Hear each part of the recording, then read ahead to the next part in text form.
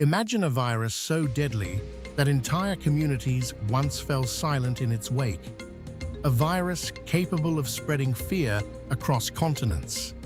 A virus that became one of the most recognizable symbols of infectious disease in modern history. For many people, Ebola feels like a nightmare from the past. A terrifying chapter that peaked during the devastating West African epidemic of 2014 and 2016. But Ebola never truly disappeared. It retreated. It lingered. It survived in animal reservoirs hidden within forests and ecosystems that scientists are still working to fully understand.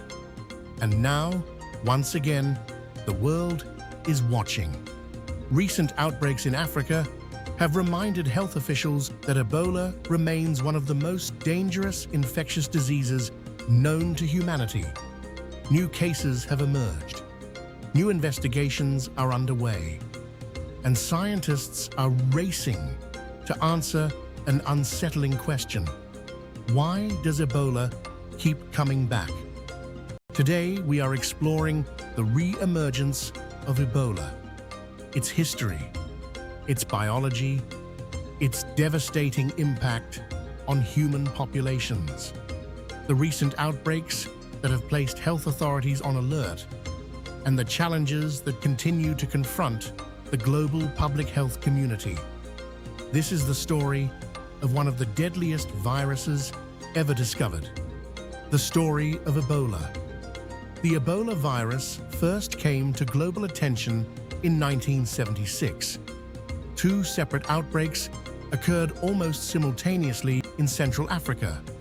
One emerged in what is now South Sudan.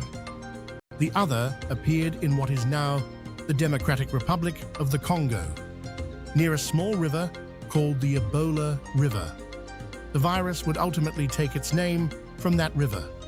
From the very beginning, Ebola appeared different.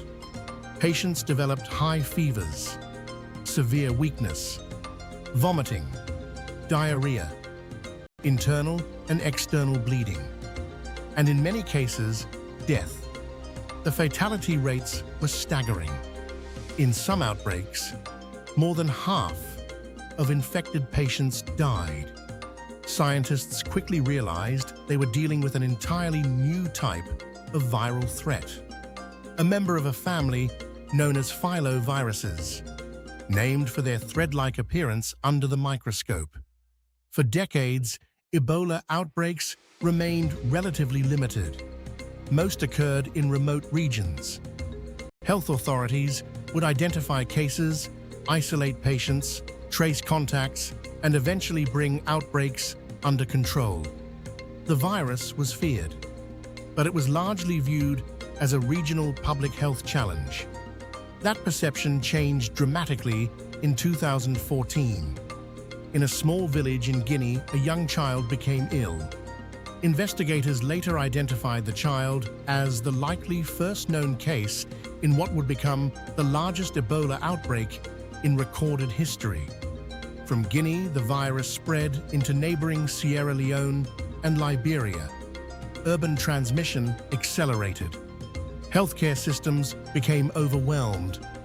Hospitals struggled to cope. Protective equipment was scarce. Fear spread almost as quickly as the virus itself. Families faced impossible choices. Communities watched loved ones disappear into treatment centers. Healthcare workers risked their lives every day.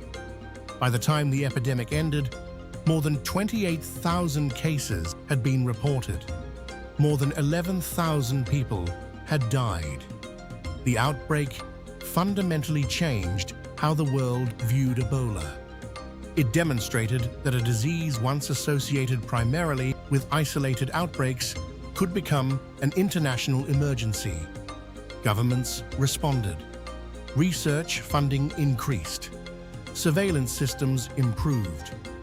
Experimental vaccines moved through development.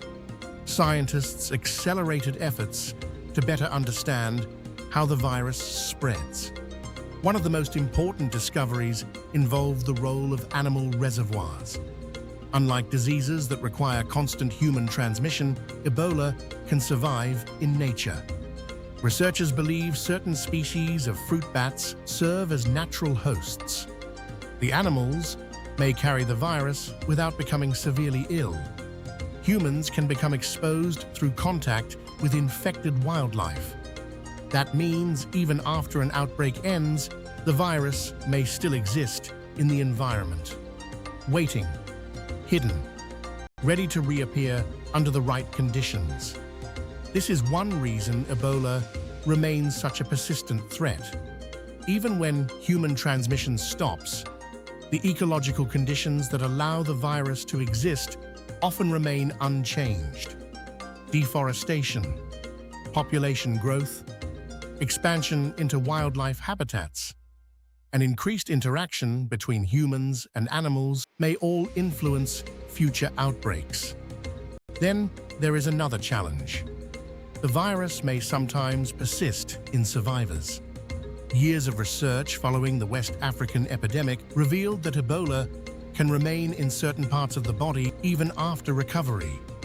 In rare circumstances, this persistence may contribute to new chains of transmission. This discovery reshaped scientific understanding of Ebola. The end of an outbreak does not always mean the complete disappearance of the virus. Fast forward to today. The world is once again monitoring Ebola activity with great concern. In 2025, Uganda experienced an outbreak involving the Sudan virus species, a close relative within the Ebola family. The outbreak began after the death of a healthcare worker and ultimately involved multiple confirmed and probable cases before being brought under control. Health authorities identified hundreds of contacts and launched intensive surveillance efforts. Experimental vaccine programs were deployed with unprecedented speed.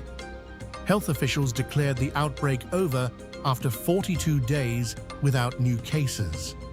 Many experts viewed the response as evidence that lessons from previous outbreaks were working.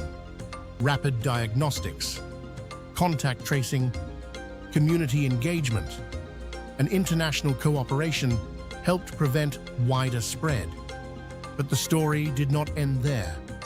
In 2026, a separate Ebola outbreak involving the Bundibugyo strain emerged in the Democratic Republic of the Congo. The numbers quickly drew international attention. Hundreds of confirmed infections were reported. Dozens of deaths occurred. Cases spread across multiple health zones. Neighboring Uganda also reported infections linked to the outbreak. The situation became complicated by the fact that Bundibugyo Ebola is relatively rare compared with the more widely known Zaire strain. Health officials faced additional challenges because no licensed vaccine specifically exists for this strain. Investigators worked urgently to improve testing, identify contacts, and understand the true scope of transmission. At one point, hundreds of suspected cases were under investigation. The outbreak highlighted a recurring reality of infectious disease preparedness. Every Ebola outbreak is different. Each strain presents unique challenges. Each community faces unique circumstances, and every response requires adaptation. The reemergence of Ebola raises an important question. Why does this keep happening? Part of the answer lies in geography. The regions where Ebola emerges contain vast forests, extraordinary biodiversity, and complex human-animal interactions. These ecosystems are among the most biologically rich environments on Earth. They are also places where viral spillover events can occur. A spillover event happens when a pathogen jumps from animals into humans. Most spillover events never become outbreaks. Some infect a single individual and disappear. Others spread briefly before being contained. But occasionally, the conditions align in a way that allows sustained human transmission. When that happens with Ebola, the consequences can be severe. Scientists continue studying exactly how these spillovers occur. They examine bat populations, animal migration patterns, environmental change, and human behavior. Each piece of information helps improve future prevention efforts. Yet despite decades of research, many mysteries remain, and that uncertainty continues to challenge public health planning.